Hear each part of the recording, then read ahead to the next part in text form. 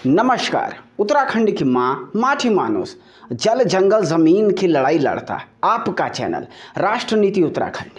दोस्तों, अंकिता को इंसाफ दिलाने की एक और कड़ी में आज निम्न बिंदुओं पर मैं बात करूंगा। सबसे पहले, वीआईपी कोई नहीं, उत्तराखंड की सरकार का हैरतअंगेज बयान विधानसभा में।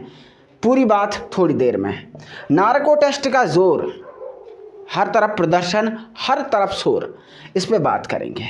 विधानसभा छोड़ अंकिता भंडारी के मुद्दे पर, केदार भंडारी के मुद्दे पर, भ्रष्टाचार पर कैसे सत्र स्थगित करके भाग गई उत्तराखंड की सरकार। आज का सबसे स्पेशल पोर्शन यही रहने वाला है, जरूर सुनिएगा इस बात को।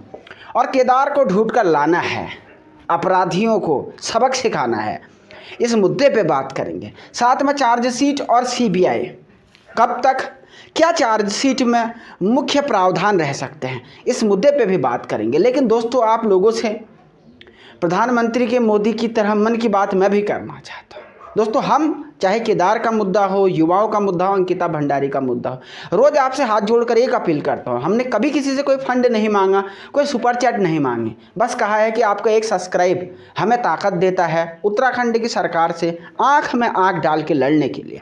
तो इस मुहिम में हमारा साथ दे, हमें सब्सक्राइब करें अभी। तो वीआईपी कोई नहीं सरकार, ये मुद्दा विवाद का कारण बन चुका है, क्योंकि कल मैंने आपको वीडियो में बताया था कि जब एक कांग्रेस के विधायक भुवन कापड़ी, इनका नाम है, इन्होंने विधानसभा में सवाल पूछ डाला कि वीआईपी कौन है, तो सरकार की तरफ से जवाब देने के लिए उठे मंत्री प्रेमचंद्र अग्रवाल, जो कि वर्तमान में वित्त मंत्रालय संभाल रहे हैं। तो इन्होंने साफ तौर पे कह दिया कि वीआईपी तो बस एक कमरे का नाम था, वीआईपी नाम का कोई व्यक्ति यहाँ पर नहीं था, उस रिजॉर्ट के कमरे का नाम था। मीडिया लोगों को गुमराह कर रही, ये उनके भाव थे, शब्द नहीं थे। और भाव जो उनके शब्द थे कि वीआईपी केवल एक कमरा है। अब इससे दो तीन सवाल पैदा उठते हैं। तो क्या अंकिता अपने दोस्त पुष्पदीप से झूठ बोल रही थी? इनडायरेक्टली इन्होंने यही कहा है कि अंकिता जो है झूठ बोल रही थी, क्योंकि वीआईपी का नाम हम लोग तो, मीडिया वाले तो लेके आए नहीं। सरकार भले तो सरकार के आरोप लगाने से मीडिया पे कुछ नहीं होता, क्योंकि मीडिया केवल अंकिता भंडारी के जो चैट वायरल हुए थे, जो अंकिता भंडारी का दोस्त पुष्पदीप कह रहा है, उस बात को लेकर के आया है। अपने मन से हमने कोई वीआईपी की थियरी गढ़ी नहीं। तो सरकार की ये बात सबको हतप्रभ किए हुए है, आश्चर्य में डाले हुए है। पॉइंट नंबर 2 पे चलते हैं, जो दूसरा बिंदु प्रमुख चर्चा का विषय बना हुआ है।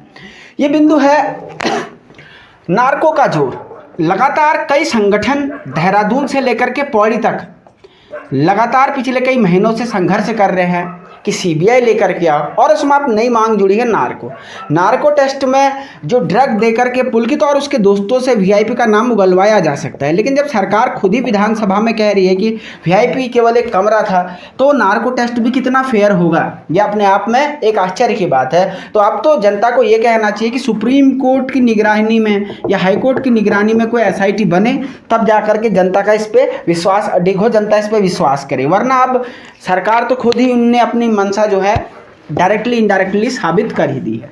आप लोग क्या सोचते हैं, बताइएगा जरा। अब आज का सबसे महत्वपूर्ण बिंदु, विधानसभा छोड़ कैसे भाग गई सरकार। दोस्तों, विधानसभा का सत्र 7 दिन के लिए होना था, गौर से सुनिए। लेकिन क्योंकि मुद्दे अंकिता भंडारी का है, मुद्दा किरण नेगी का है, तो सरकार से जवाब देता नहीं बन रहा था। तो सरकार ने क्या करा, कह दिया कि हमने सारे विधेयक जो है ध्वनि मत से पारित कर लेने हैं, कर दिए, और अब हमारे पास फालतू पैसा नहीं है, जनता के टैक्स के फालतू पैसे नहीं हैं, जिन फालतू पैसों से हम सदन की कार्रवाई चलाएं। ऐसा विधानसभा अध्यक्षा मैडम रितु खंडूरी का बयान है कि जनता के टैक्स पेयर के पैसे की हम बर्बादी नहीं करना चाहते। सदन की कार्रवाई चलाना इन लोगों के लिए टैक्स के पैसे की बर्बादी है। लेकिन उसी सदन को चलाने के लिए जो 500 लोग भर्ती किए गए थे और जो 228 लोग निकाले गए, इनको जितने ये विधानसभा घोटाले में इनको देने के लिए पैसे कहाँ से आए? क्या ये मंत्रियों ने अपने घर से इसको भरने वाले हैं? ये सवाल मैं पूछना चाहता हूँ। जब अंकिता भंडारी और किरण नेगी मुद्दे पे बात करने की बात आई, तो जनता के टैक्स के पैसे की बर्बादी होने लगी। और कैसे इन सवालों पर भी सरकार ने गोलमोल रवैया अख्तियार किया है, किसी से छुपा नहीं, ये बात सब लोग जानते हैं और समझते हैं। आगे बात करते हैं केदार को ढूंढ के लाना है। मैं रोज आजकल पिछले 1 हफ्ते से इस मुद्दे पे भी अड़ा हुआ हूं कि जो केदार भंडारी अग्निवीर की भर्ती देने के लिए गया था, हमने इतनी ताकत लगा दी, लेकिन सरकार इस मुद्दे पे चूं करने के लिए तैयार नहीं। आखिर ऐसा क्यों? क्या इस उत्तराखंड में गरीब के बच्चों के जान की कोई कीमत नहीं है? ये सवाल आज राज्य का हर व्यक्ति उत्तराखंड की सरकार से पूछने के लिए बाध्य है, मजबूर है। तो क्या केदार वापस आएगा या केदार गायब किन सरकमस्टांसेस में हुआ, इसकी सीबीआई जांच होगी?